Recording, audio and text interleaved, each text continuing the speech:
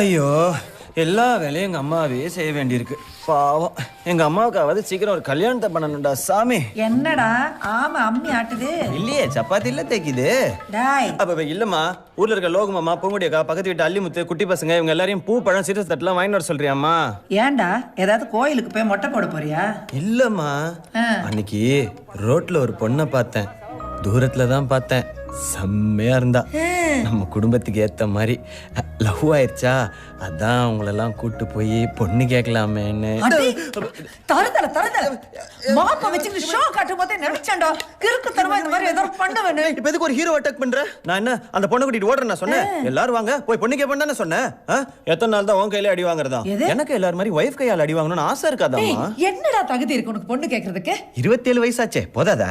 Sir என்ன வேலைக்கு போறாரு? என்ன கேக்குற? பொண்ணு வீட்டுக்காரன் கேட்பாங்க, என்னடா பதில் சொல்றது? அந்த பொண்ணு வாழ்க்கை கெடுறதுக்கு நான் காரணமா இருக்க மாட்டேன். போடா.